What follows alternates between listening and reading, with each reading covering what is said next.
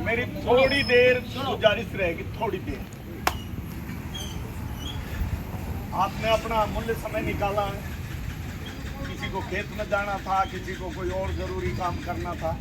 किसान बहुत बिजी है बेचारा, उसको यहाँ बैठाना बड़ा मुश्किल है। हाँ, ताश खेल लेगा 2 घंटा 4 घंटा, वो अलग बात, वो उसकी अपनी मर्जी है।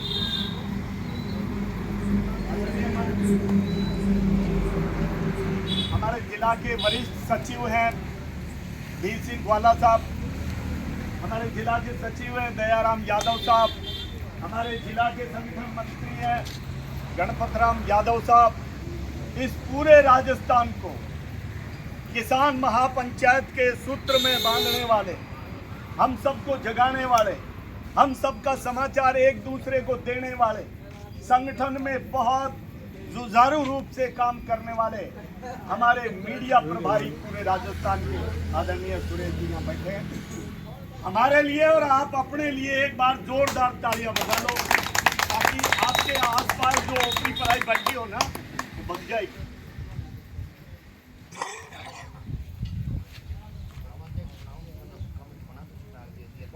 सर छोटू राम जी का नाम सुना साहब आपने? सर छोटू राम जी, जब ये देश गुलाम था उस समय किसानों की लड़ाई लड़ रहे थे। बताते हैं साहब, उनका नाम छोटू राम नहीं था, उनका कद अंग्रेज छोटा था। मेरे सरकार बुलाती थी, अंग्रेज बुलाते थे छोटू, है छोटू राम। वो किसानों में काम करते करते आज उनका नाम जब लिखने लगते हैं ना, तो कॉपी की लाइन भर जाती है। किसान मसीहा, धरती पुत्र, रहबरे आदम, दीन बंधु, सर छोटू राम, इतना बड़ा नाम है उनका। आदमी कद के छोटे थे। उस समय अंग्रेजों ने कहा, सर छोटू राम, तुम क्या बोलता कि तुम्हारा 12 रुपए क्विंटल गेहूं खरीदा जाए? नहीं खरीदेंगे हम। तब छोटू राम ने कहा, ठीक है, मत खरीदो। जो फौज थी वो रोटी खा के ही लड़ रही थी। हिंदुस्तान की फौज, उसमें हिंदुस्तानी भी थे, गोरे भी थे, सबको गेहूं चाहिए था, चावल चाहिए था खाने को।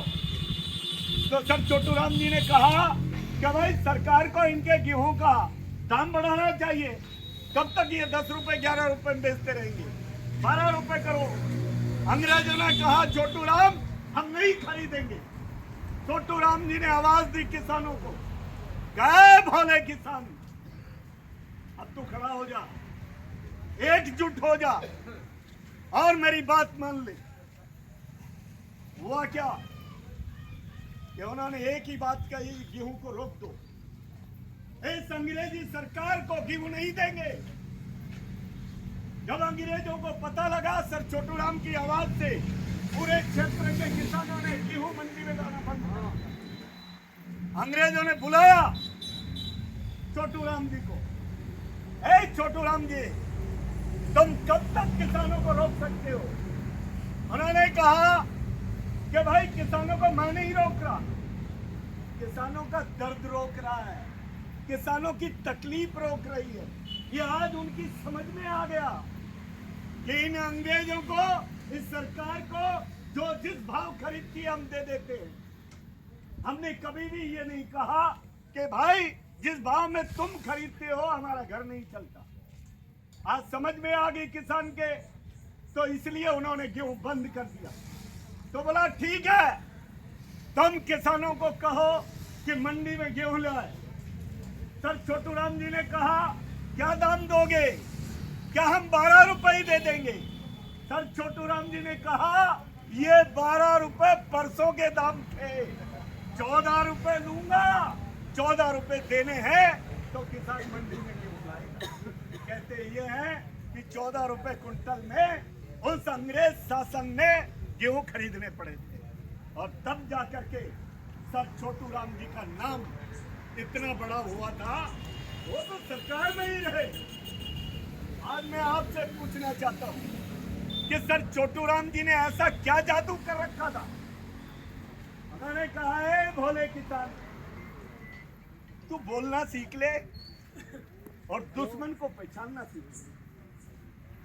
और उन्होंने जिस तरीके से इस बात को कहा, हमारे बीच में सुरेश बिजानिया जी खड़े, मैं आपका ज्यादा समय नहीं लूंगा, मुझे तो 5 मिनट की बात करनी है, आपसे कर लूंगा, लेकिन उस कविता के कुछ अंश आपको सुरेश बिजानिया जी सुनाएंगे गा करके। आपको वो अपने कान में डालने हैं, हृदय में उतारने हैं। और एक बार जोरदार ताली बजा दो आप इनके लिए और अपने लिए।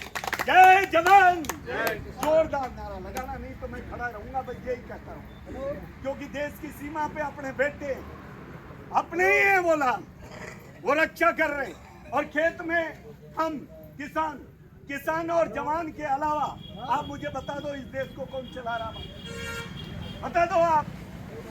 तो जय जवान, जय किसान, जय जवान, जय किसान, जय जवान, जय किसान। जितनी तेज आवाज जाएगी, कहते हैं बॉल को जितनी तेज दीवार पर मारोगे वो उतनी ही तेज वापस आएगी।